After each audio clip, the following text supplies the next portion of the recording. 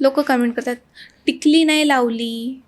अरे नाही लावली तुम्ही, टिकली काय बघता, मला बघा ना, माझे एक्सप्रेशन बघा, मी हावभाव देते ते बघा. तुम्ही काही टिकलीवर जोर देताय माझ्या. आणि नाही टिकली लावली तर काय याचा फरक पडला? काय फरक पडला? लावलीये मी, पण ते दिसत नाहीये. अरे पण काय फरक काय पडलं? काय नाही लावलं माहिती, तर काय माहिती. मग मी कपडे तर नीट घालते. कपडे तर मी नीट घालतीये, रील चांगली बनवतीये, काही पानचट नाहीये माझ्या रील मध्ये. जर आवडली नाही तर स्क्रोल करा आणि जा बाबा पुढं. हे काही टिकली नाही लावली तुम्ही, असे येतात कमेंट. पण असं खराब कमेंट नाही आली. आता आम्ही हे सिरीज टाकतो, सिरीज मध्ये आली ना कमेंट की ते आमची आता गुढीपाडव्याची जी हे पडली एक व्हिडिओ, त्याच्यामध्ये कमेंट आली की रोहनला म्हणजे कमेंट आली की हा तुझा नवरा आहे का. रोहनला म्हणते हा तुझा नवरा आहे का. मग अरे ते नवरा कसं काय असू शकतो माझा. ती कन्सेप्ट बनवली आम्ही एक.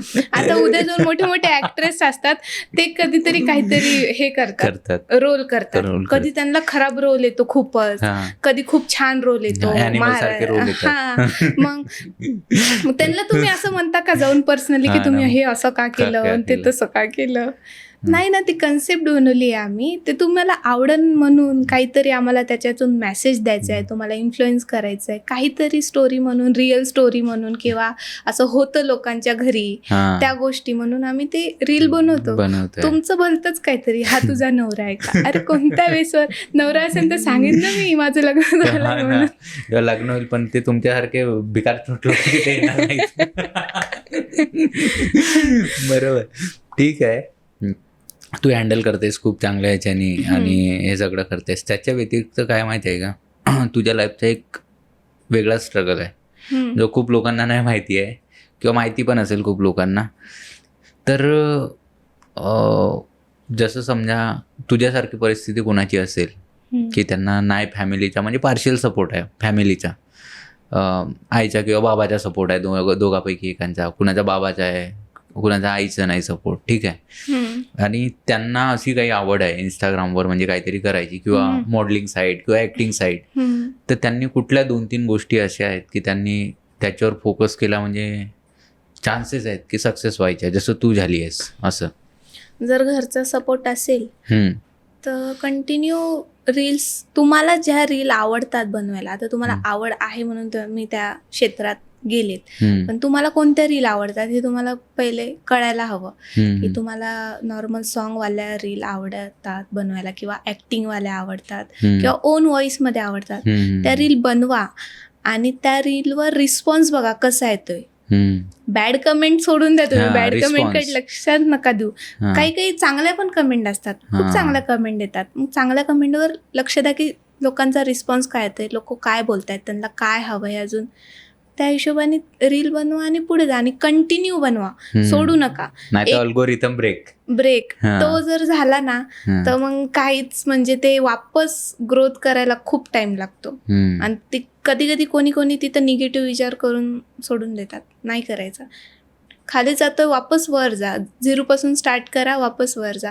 काही लोकांच्या लाईफमध्ये खूप खराब गोष्टी घडतात. रिअल लाईफ आणि रील लाईफ खूप वेगळी नाही, मला ते रील बोलता नाही आला तर ते वेगळी आहे. काही लोक काय करतात, पर्सनली चांगलं नसेल चालू, म्हणजे रिअल लाईफ मध्ये काहीतरी पर्सनल गोष्टी चांगल्या चालू नसल्या तर मग ते रील मध्ये नाही लक्ष देत किंवा नाही करत. मग करू नका असं.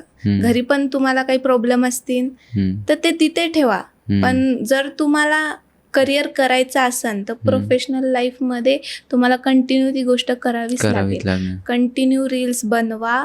आपल्या आयडीला काय हवंय, लोक काय बघताय, काय करताय, काहीतरी नवीन ट्राय करून बघा.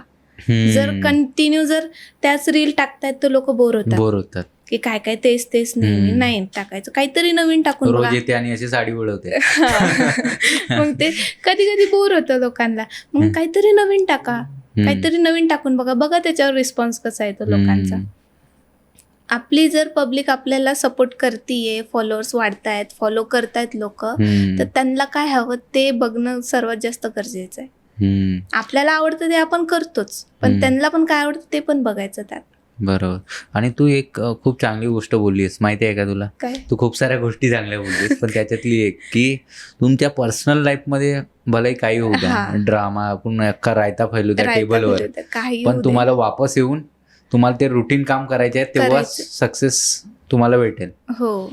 म्हणजे असं नाही की चला माझा ब्रेकअप झालाय हम्म. तर आता मग मी असं बिअरच्या बॉटल घेऊन सिगरेट घेऊन बसतोय महिना. हो. तर तसं करू नका. करू तुम्ही नका. ब्रेकअप होऊ द्या बाई, एक पोरगी गेली, दुसरी येईल, तिसरी येईल, चौथी येईल.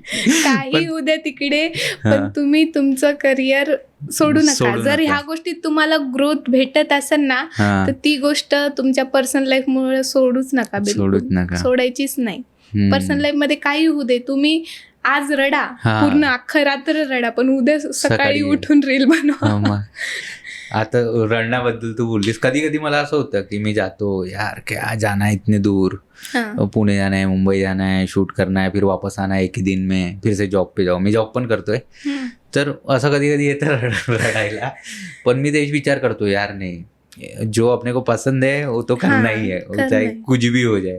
बरोबर. तर आता करतोय. आणि तू पण सांगतेस, आता मला तर सक्सेस नाही भेटलं, पण हिला भेटलाय बाई, हिला पाहून तरी ती ऐकायचं तरी ऐका. नाही, मला नाही वाटत अजून सक्सेस भेटले. मला कधी वाटेल, मला वाटणारच नाही असं वाटतं मला कधी का? सक्सेस भेटलं म्हणून. तू जेनजी आहेस? नाही, जेनझी नाही. नाही आहेस, ठीक आहे. म्हणजे ठीक आहे, नाही आहे जेनजी, पण ऍक्च्युअल मध्ये जेनजी जेनझी मध्ये मोडते मी, पण मी मी त्यांच्यासारखे मानत नाही. म्हणजे तसा स्वभाव नाहीये माझा जेनझी सारखा, त्यांच्यामध्ये मोडते मी. अच्छा, की- त्या इयर एज मध्ये हा, year age मध्ये. मोडतेस. हा. ऍक्च्युली जेनजी लोकांचं कसं झालंय माहितीये का, त्यांना खूप लवकर त्यांच्या लाईफमध्ये इन्सिडेंट्स येतात. हम्म. म्हणजे चांगले वाईट म्हणण्यापेक्षा काय आहे, मोबाईल म्हणजे आमच्या वेळी मोबाईल, मी पण जेनजीच आहे, पण मोबाईल तो जेनजी नाही, मी बॉर्डरवरला जेनजी आहे, ठीक आहे. तर तेव्हा म्हणजे मोबाईल ओल्ड एज मध्ये आणि जेनझी मध्ये मधातले. तर मोबाईल तेवढा लवकर नव्हतं भेटत. आता मोबाईल भेटतो आणि हो. सर्टन खूप कमी एजमध्ये लोक रिलेशनमध्ये पण येतात, मग त्यांच्यावर ब्रेकअप होतं आणि